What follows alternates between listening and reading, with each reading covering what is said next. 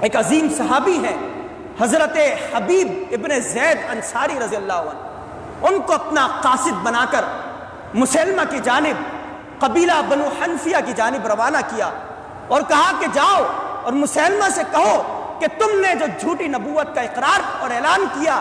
اس سے تم باز آ جاؤ اور نبی اکرم صلی اللہ علیہ وسلم کی رسالت و نبوت کو قبول کرو۔ حضرت حبیب ابن زید انصاری رضی اللہ تعالیٰ عنہ تشریف لے جاتے ہیں،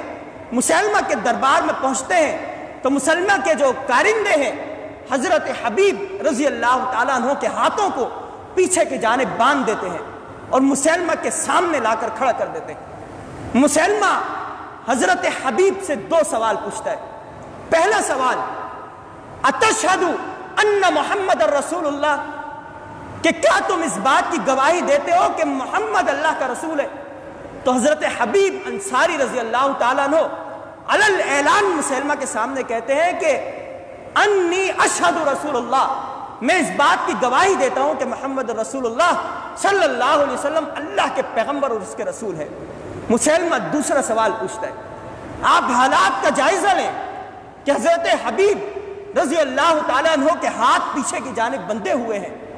مسلمہ کے کارندے اس کے افراد ننگی تلواریں لیے کھڑے ہیں، ایک بڑا ظالم شخص حضرت حبیب کے سامنے ہے اور مسلمہ سوال پوچھ رہا ہے کہ اتشہد انی رسول اللہ،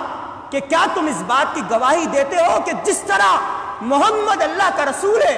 اسی طرح مسلمہ یعنی میں اللہ کا رسول ہوں۔ حضرت حبیب رضی اللہ تعالی عنہ جواب میں کہتے ہیں کہ فی سمعی وقرا، کہ میرے کانوں کے اندر فی اذنی وقرا، میرے کانوں کے اندر یہ بات ہرگز سننا گوارا نہیں کر سکتی، میرے کان یہ بات سننا ہرگز گوارا نہیں کر سکتے کہ نبی اکرم صلی اللہ علیہ وسلم کے علاوہ کسی اور کی نبوت کو میں تسلیم اور قبول کروں۔ مسلمہ پھر سوال کرتا ہے کہ اتشہد انی رسول اللہ،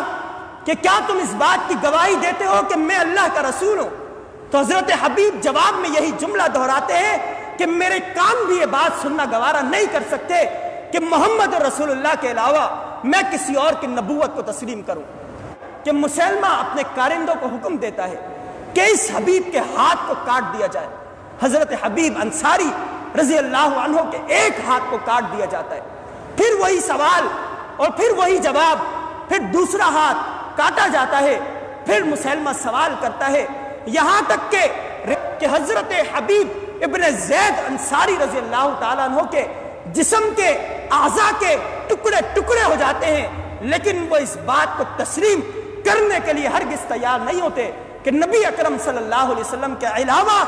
آخری نبی کوئی نہیں آ سکتا۔ آپ علیہ الصلوۃ والسلام کی ذات گرامی ہے کہ جس پر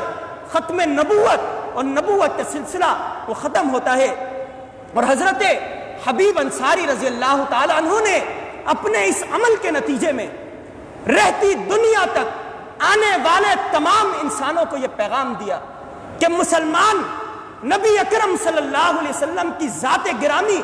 اور آپ کے ختم نبوت کی خاطر اپنے جسم کے ٹکڑے ٹکڑے کروا سکتے ہیں،